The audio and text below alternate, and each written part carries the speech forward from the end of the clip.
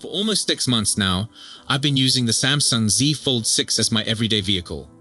I've highlighted how it trumps some of the greatest phones when it comes to usefulness, like how I abandoned my laptop for the Z Fold 6 for 2 weeks due to how effectively Samsung DeX duplicates that PC desktop-like experience I require. But matter how much I enjoy it, Samsung can't afford to come up short with the Galaxy Z Fold 7. Amongst the greatest folding phones I've tried the previous couple of years, Samsung's notebook-designed foldables have failed to stay pace. I'd argue that they've gotten too complacent by opting to gear them with minimal hardware enhancements. Don't get me wrong, I love how Galaxy AI has injected fresh life to the series, but Samsung has to do more to persuade me that the Z Fold 7 is worth the upgrade, particularly if it plans to knock off competitor foldables like the OnePlus Open and Google Pixel 9 Pro Fold. One area where I'll give Samsung credit for improving is how the firm consistently improves the design of their phones. While the Z Fold 6 is slimmer and lighter than the preceding Z Fold 5, Samsung will need to redesign the design of the Z Fold 7 to stay pace with other recent launches. Okay, let's take an example. For instance, the Oppo Find N5, which at 0.165 inches, 4.21 millimeters, unfold, is the world's thinnest book-style foldable phone. This makes the 0.22-inch chassis of the Galaxy Z Fold 6 chunky. Thus, the Galaxy Z Fold 7 will need to radically enhance its design. So far, the reports imply that the Z Fold 7 will be as thin as the Galaxy S24 Ultra when folded, which would place it at roughly 0.34 inches, 8.6 millimeters. Obviously, this estimate would still make it a touch thicker than the Oppo Find N5, but it would nevertheless make a statement. I've been leaning on my Z Fold 6 for half a year now due to its large primary display, which is excellent for multitasking multiple applications and viewing movies. Yet I still want a broader canvas to work with. This might become a reality since the reports suggest that the Galaxy Z Fold 7 would carry bigger inner and outer screens, presumably owing to how the phone will need to be stretched out farther to allow a thinner design. All of this would equate to a 6.5-inch outside screen and an even more spacious 8-inch inner screen, which would be enhancements above the Z Fold 6's existing 6.3-inch outer and 7.6-inch inner screens. Likewise, Samsung will need to make the inside display even brighter, considering how the Pixel 9 Pro Fold presently holds the distinction of the brightest screen in a laptop foldable we've tested at 2,319 nits. Samsung only altered the ultra-wide camera with the Z Fold 6, preferring to preserve the same 50 megapixels primary and 10 megapixels telephoto cameras as before.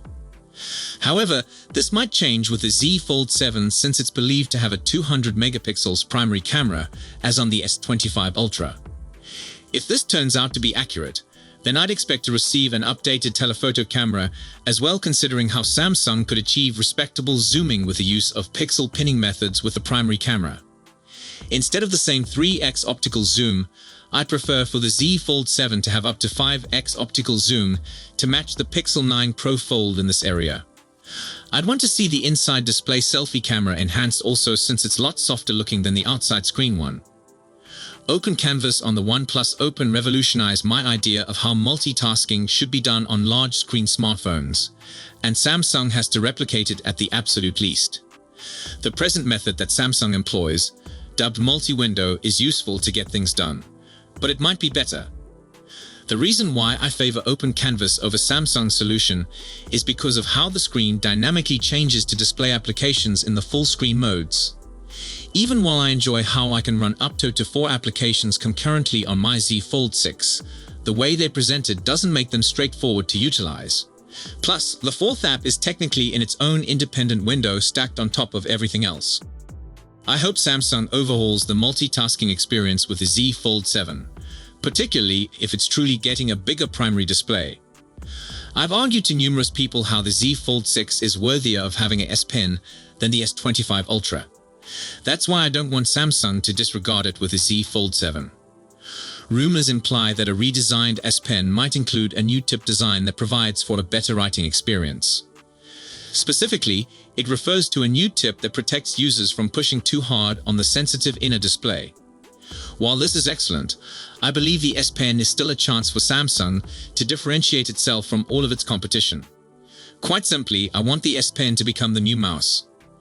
Everyone in the workplace knows how much I use Samsung DeX on my Z Fold 6. While it doesn't totally replace my laptop, it's a good feature to count on when I do forget to bring my laptop. For example, I adore connecting my Vicha Pro XR glasses to my Galaxy Z Fold 6 to access DeX, which is excellent when I need to work in public settings.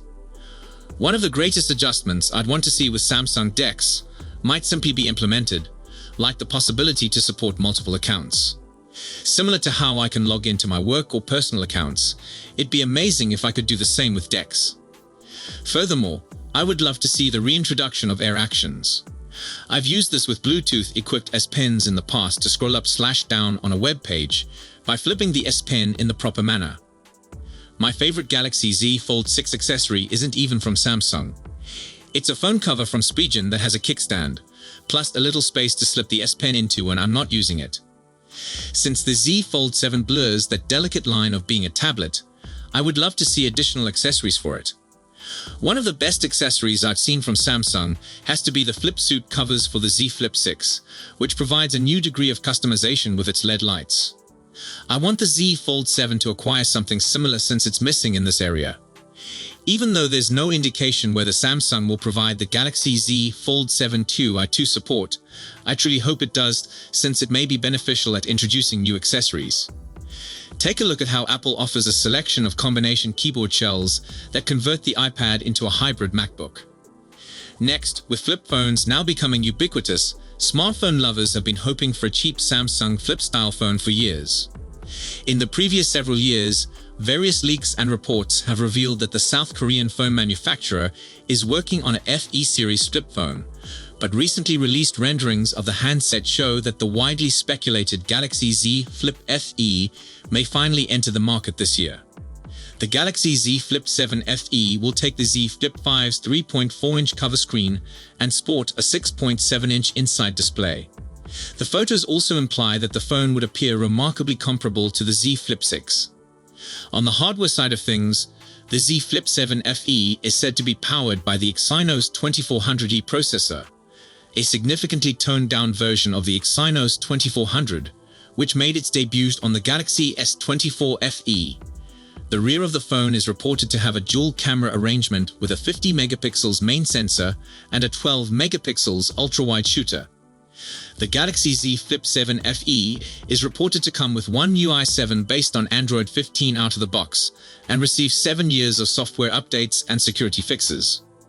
The story does not shed light on the battery capacity, but China's 3C regulatory organization claims it would offer 25-watt wired charging, but arrive without a charging adapter.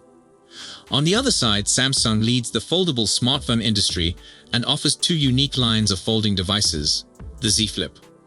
While the tech giant has been creating foldables for a few years now, they've always been accessible at top rates.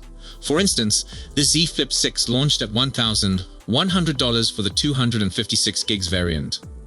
For reference, Samsung's flagship Galaxy S25, which arrived last January, starts at $799. Ultimately, this means you could acquire a brand new Galaxy S25 and still have a few $100s left over before hitting the beginning price of either of Samsung's 2024 foldables. Other firms have already come in to fill this void, such Motorola with its mid-range Riser. Samsung is now anticipated to follow suit in July during its Unpacked presentation, launching its first budget-friendly foldable, the Z Flip 7 FE, alongside the normal Z Flip 7, Z Fold 7, and even a trifold smartphone. Samsung is anticipated to announce the Z Flip 7 FE with the Z Flip 7 and the Z Fold 7 during the forthcoming Galaxy Unpacked event, which may take place anytime in July. So that's all we have for now on Samsung's foldable smartphones.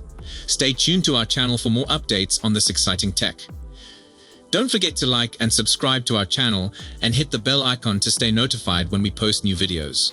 Thanks for watching.